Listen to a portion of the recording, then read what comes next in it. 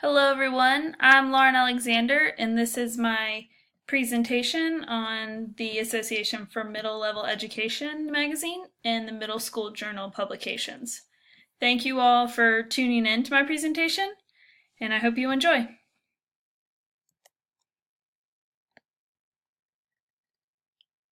So the issue that I had for the Association for Middle Level Education, which I'll from here on out refer to as AMLE magazine, was Volume 1, Number 7, and it was published in March of 2014. It covers a variety of topics ranging from getting students moving in the classroom to engaging parents in their child's education. The editor's note, which was written by Patricia George, revisits the goals of an effective middle school, setting the tone for the preceding articles on strategies to empower, challenge, and serve middle-level students.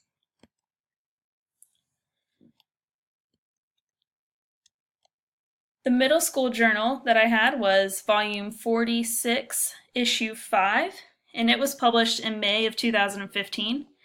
It brings together articles largely focused on student engagement, be it physically, socially, or intellectually. This issue includes articles on encouraging middle-level girls to pursue careers in STEM, using authentic literature to develop challenging curriculum, and the importance of creating lessons with active learning techniques. Some of the similarities and differences are that both publications evoke the work of John Lounsbury to remind readers of the true purpose and goals of the middle grades education. In his articles, he revisits the importance of a middle-level education that focuses on developmental responsiveness, democratic citizenship, and social efficiency over academic success as measured by standardized test scores. Another similarity is the overall focus on student activity and engagement as a productive way to teach content. Both journals feature articles that argue student movement, engagement with peers, and various methods of intellectual engagement are well suited for the young adolescent mind and body. One difference between the publications is that the AMLE magazine's presentation of practice techniques in specific subject areas, like math and English language arts. However, the work they present on these content areas focuses on an interdisciplinary techniques like using reading and children's literature to teach math. Another notable difference is the authors of the middle school journal are largely university related, either working at the university level or for a research group that is affiliated with the university, whereas the AMLE magazine contributors are either current middle level educators, administrators, or others who work directly with young adolescents.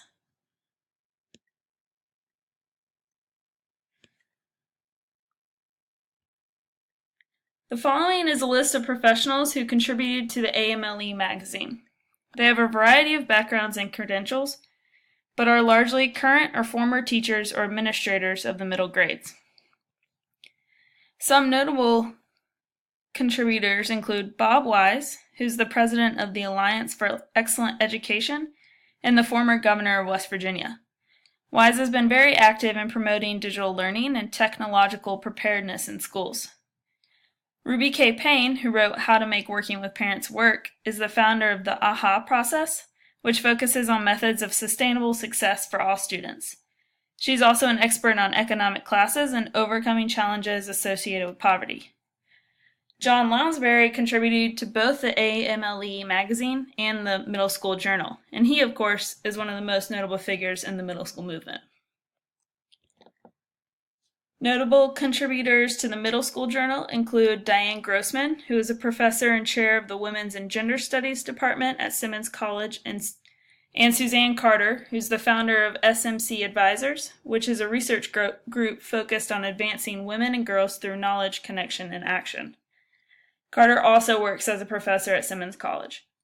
The articles within the Middle School Journal largely came from university or college affiliates, giving that journal a more scholarly and academic feel. So who's the target audience for these publications? That would be middle-level educators, administrators, counselors, and other professionals who are involved in the lives of young adolescents. All of these people should read these publications because they provide a myriad of information regarding the overall social, physical, and intellectual development of young adolescents. Other people who might be interested in these publications include parents of middle-level students, so they can become better advocates for their children.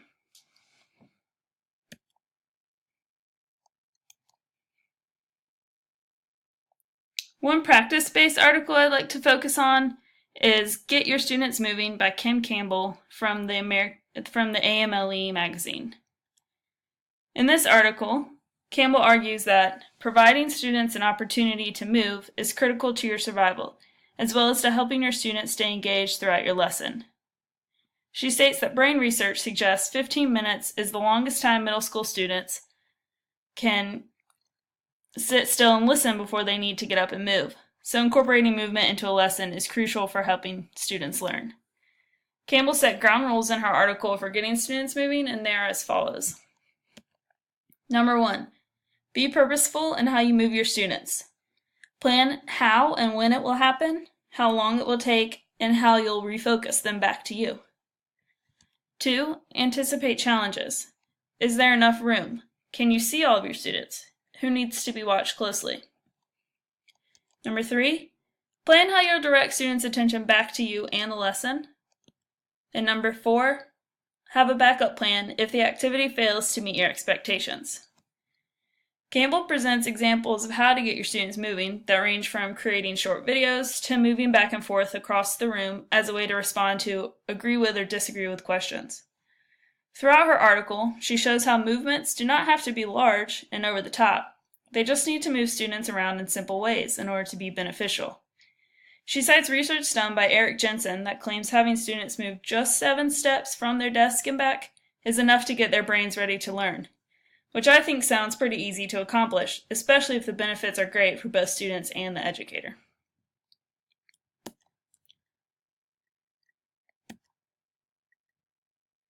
A research-based article that I found particularly interesting is Middle School Girls and the Leaky Pipeline to Leadership by Mary Shapiro, Diane Grossman, Suzanne Carter, Karen Martin, Patricia Dayton, and Diane Hammer. It was published in the Middle School Journal. This article explores how middle school girls often academically outperform boys, yet are vastly underrepresented in leadership positions in the professional world, particularly in STEM occupations.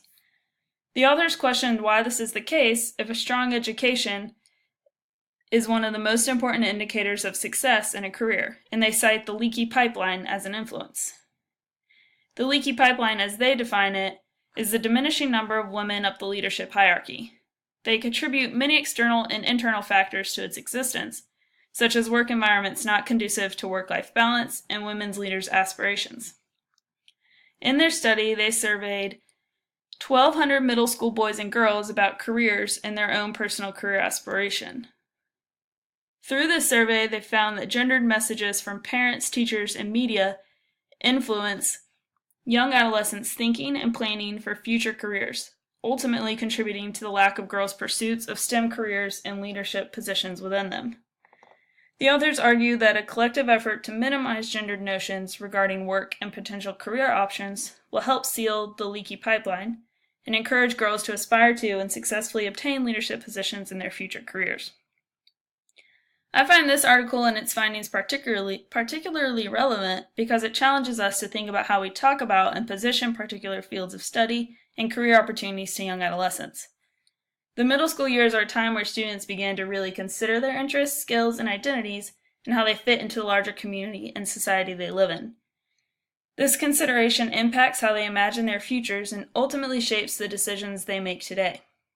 If we all envision a more equitable future for young adolescents in terms of career opportunity, then we need to evaluate how we discuss and promote work and career options, making sure to avoid gendered stereotypes and discouraging female students from seeking particular types of work because of them.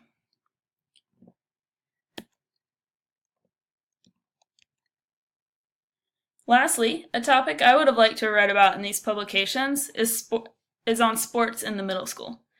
There's currently a lot of debate surrounding whether or not sports are safe for young adolescents and how sport culture can socially impact them.